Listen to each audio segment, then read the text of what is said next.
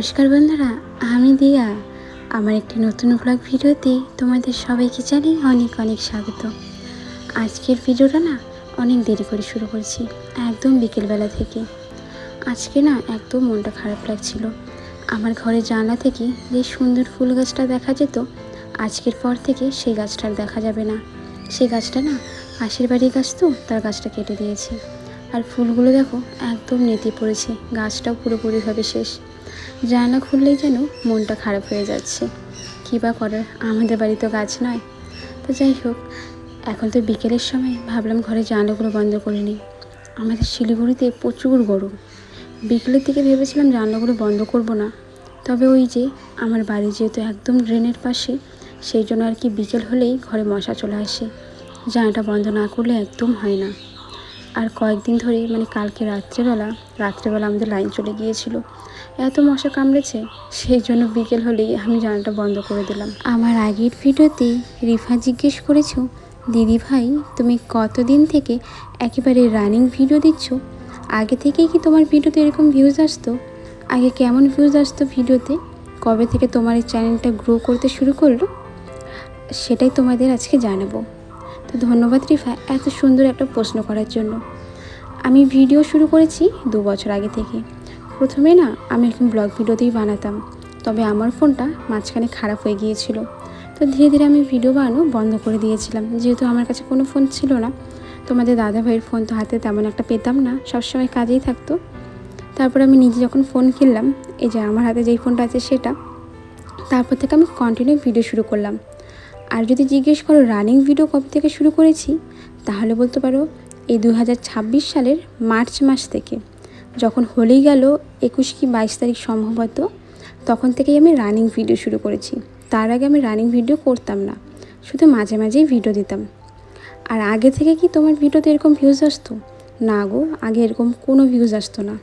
তবে কদিন ধরে আমি ভালো মতো ভিডিও বানাতে পারছি না। বিকেলের দিকে যতটুকু সময় পাচ্ছি, বা সকালের দিকে, দুপুরের দিকে যে সুন্দর একটা কালারফুল ভিডিও বানাবো সেটা হচ্ছে না।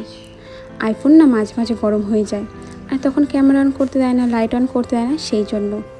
তার উপর আবার কমেডি ভিডিও বানাই, আর কমেডি ভিডিও বানানোর সময় ভালো একটা সময় নিয়ে তো ভিডিও বানাতে হয়, সেই জন্য।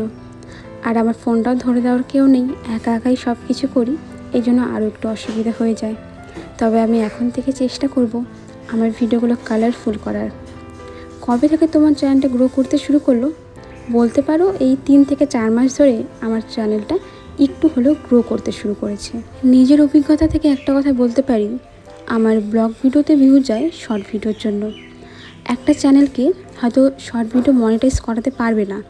হ্যাঁ পারবে, 10 মিলিয়ন ভিউ গেলে সেটা সম্ভব, তাও আবার 3 মাসের মধ্যে। যদি তুমি বড় ভিডিও থেকে মনিটাইজ করতে চাও, তোমাকে 1 বছর সময় দেওয়া হবে। সেই 1 বছরের মধ্যে 4000 ঘন্টা ওয়াচ টাইম কমপ্লিট করতে পারলেই মনিটাইজ হবে। সেই হিসাবে আমার মনে হয় শর্ট ভিডিও দিয়ে তুমি ভিউজ আনো, সেই ভিউজ তুমি বড় ভিডিওতে কাজে লাগাও। আর তুমি যদি এই অপেক্ষায় থাকো বড় ভিডিও থেকে ভিউজ আনবো, সেটা দিয়ে মনিটাইজ করব, বছরের পর বছর চলে যাবে, সেটা তোমার কোনো কাজে লাগবে না। এটা আমার পার্সোনাল অভিজ্ঞতা। যদি তোমাদের এর সাথে কোনো মতামত থাকে আমাকে অবশ্যই জানিও। সোনালি বিশ্বাস জিজ্ঞেস করেছো, দিদি তোমার মা বাবা তোমার শ্বশুরবাড়ি আসে না? আসে গো, আসে না যে এমন না, তবে ওই মাঝে মাঝে আর কি। আমার বাবা এসেছিল সেই ধরো 1 বছরের বেশি হবে, আর আমার মা এসেছিল 6 মাস আগে, আর আমার দাদা 2 দিন আগে এসেছিল। তেমন একটা আসে না, কিন্তু আমি মাঝে সাঝেই যাই। যেমন আগের মাসে ভোটের সময় গিয়েছিলাম, তার আগের মাসে আমার জন্মদিন ছিল, সেই জন্য গিয়েছিলাম। এই মাসে আর যাওয়া হয়নি, আবার জানি না কবে যাওয়া হবে। আমার শ্বশুরবাড়ি থেকে বাপের বাড়ি তেমন একটা দূরত্ব নয়। আমার শ্বশুরবাড়ি থেকে বাপের বাড়ি আধা ঘন্টার মতন রাস্তা, আর যদি বাইকে যাই তাহলে 10 থেকে 15 মিনিটের মধ্যেই পৌঁছে যেতে পারবো। লাইফস্টাইল রুম্পি পাল বলেছ, তোমার কাজগুলো খুব ভালো লাগে, আমার প্রিয় মাছ। তাই নাকি দিদিভাই, কাতল মাছ ভালো লাগে? আমারও যেন কাতল মাছ খেতে ভীষণ ভালো লাগে। কুকিং ভিলেজ থেকে বলেছ খুব সুন্দর ভিডিও, ধন্যবাদ দিদিভাই। আর রিফা অফিসিয়াল বলেছ খুব সুন্দর হয়েছে ভিডিওটা, ধন্যবাদ রিফা। নাফিসা সুলতানা বলেছ খুব সুন্দর হয়েছে ভিডিওটা আপু, আর অনেক ভালোবাসা রইল, ধন্যবাদ নাফিসা। আনিশা বলেছ আমি কিষানগঞ্জ বিহার থেকে দেখছি, তাই নাকি গো, খুব খুব ভালো লাগলো এত সুন্দর একটা কমেন্ট করার জন্য। আর আমার ভিডিও দেখছো এটা জানো তো আরও বেশি ভালো লাগলো। পূজা লাইক দিদিভাই বলেছো খুব ভালো লাগলো দিয়া, সিদ্ধ করে আমারও ভালো লাগে না। যাক, খুব ভালো লাগলো। আমি বাঁকুড়া থেকে দেখছি, তাই নাকি দিদিভাই? বাঁকুড়া শিলিগুড়ি কিন্তু অনেক দূরে। লাইফস্টাইল রুম্পিপাল দিদিভাই জিজ্ঞেস করেছো তুমি স্কুটি চালাতে পারো? না গো দিদিভাই, আমি শুধুমাত্র সাইকেল চালাতে পারি। যখন আমি ছোট ছিলাম, মানে স্কুল যেতাম, তখন আমি সাইকেল চালিয়ে যেতাম।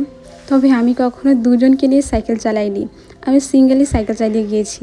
তাও যে মাঝে কতবার অ্যাক্সিডেন্ট হয়েছি তার ঠিক নেই। রাজশ্রী দিদিভাই বলেছো ভালো হয়েছে বোন। চাউমিন সিদ্ধ করে একটু ঠান্ডা জল দিয়ে 2-3 বার ধুয়ে নিলে একদম ভালো লাগে আর ঝরঝরও হয়। হ্যাঁ গো দিদিভাই, আমি জানো জল দিয়ে ধুয়েছিলাম, তবে সেটা বলাও হয়নি আর দেখানোও হয়নি। তা যাই হোক, তোমাদের সাথে কথা বলতে বলতে রাতে কিন্তু আমি বাড়ির সবার জন্য রান্নাটাও বসিয়ে দিলাম। আজকে রাত্রিবেলা ওই একই রকমই রান্না। আমাদের না পুরো সপ্তাহ জুড়ে বলতে পারে একই রকম রান্না হয়। বটবটি ঘরে ছিল, বটবটি আলু দিয়ে ভাজা বসিয়েছি, আর প্রেশারে কিন্তু দিয়ে দিয়েছি আলু এমনি রান্না করতে গেলেই অনেকটা সময় লাগে, আর প্রেশারে ফটাফট সিদ্ধ করে একটু কষিয়ে জল দিয়ে নামিয়ে দিলেই ব্যাস হয়ে গেল আমার রাতের রান্না। আজকে আলুর তরকারিতে আমি পেঁয়াজ, রসুন, আদা, কাঁচা লঙ্কা সব কিছুই দিব। তবে কাঁচা লঙ্কাটা না বাটা করিনি। যে গরম পড়েছে, এই গরমে যদি কাঁচা লঙ্কা বাটা করি তাহলে তো হাত জ্বলতে জ্বলতে শেষ হয়ে যাবে। তা যাই হোক, চলো এদিকে আমি আদাটা কুচি কুচি করে নিব যাতে বাটা করতে সুবিধা হয়। আর না বেশি রসুন দিব না, বেশি রসুন দিলে খেতে ভালো লাগে না। রসুনটা দিব ওই মাঝে মাঝে খাওয়া হয় না তো, একটু রসুন দিলে টেস্ট বাড়বে সেই জন্য, আর সেন্টটাও ভালো লাগবে সেই জন্য। আমাদের যে শিল্পাটা আছে সেটা তো অর্ধেক শিল্পাটা মানে মাঝখান থেকে না ভেঙে গিয়েছে। তো আমার বিয়ের আগে এটা ভেঙেছে, কার হাতে ভেঙেছে আমি জানি না, শুধু শুনেছিলাম কারো হাত থেকে নাকি ভেঙে দুফালি হয়ে গেছে। আর এখন তো আমাদের কেনাও হচ্ছে না, আর আমাদের মিক্সার মেশিনও রয়েছে। ওই মিক্সার মেশিনটা খারাপ হয়ে যাওয়ার কারণে এই শিলেই মাঝে মাঝে মশলা বেটে থাকি। আমার শাশুড়িমা যেহেতু অনেকটা দেরি করে কাজে থেকে ফেরেন, এই জন্য আমি সকালের রান্না আর রাতের রান্না দুটোই করে থাকি। রান্না করতে করতে তো বেশি একটা সময় লাগে না, তাড়াতাড়ি রান্না হয়ে যায়। তাই ভাবলাম আমি করে রাখি। এই গরমে কাজে থেকে আসার পর কিন্তু কারোই ইচ্ছে হয় না যে গরমে রান্নাবাড়ি করি। তা যাই হোক, এদিকে দেখো আলুটা কিন্তু একদম সিদ্ধ হয়ে গিয়েছে, ভাজা হলেই নামিয়ে নিব, তারপর বসিয়ে দেবো তরকারিটা। রাতে কিন্তু আমার এই কাজগুলোই থাকে, এই যেমন রান্নাবাড়ি করা, গ্যাস মোছা, বাসন ধোয়া। কিন্তু গ্যাস মোছার বাসন ধোয়া সেটা তো দেখানো যায় না, কেন বলো তো?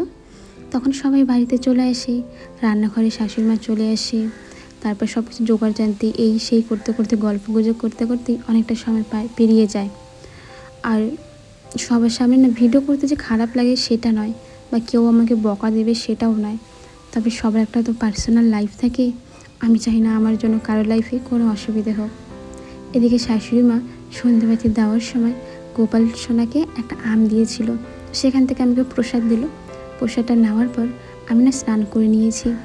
এতক্ষণ ধরে রান্নাবাড়ি করার পর ভীষণ গরম লাগছিল, স্নান না করলে কোনোভাবে ঘুমোতেই পারবো না। স্নানটা করে আমি চুলটাও ভিজিয়েছিলাম, এখন এসে অর্ধেক চুলে ক্লিপ লাগিয়ে নিলাম।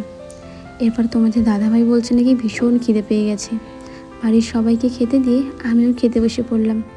ওই যে রান্না করেছিলাম আলুর তরকারি আর ভাজা, সেটা দিয়ে খাওয়া দাওয়া শেষ করে আমি বসবো ভিডিও এডিট করতে।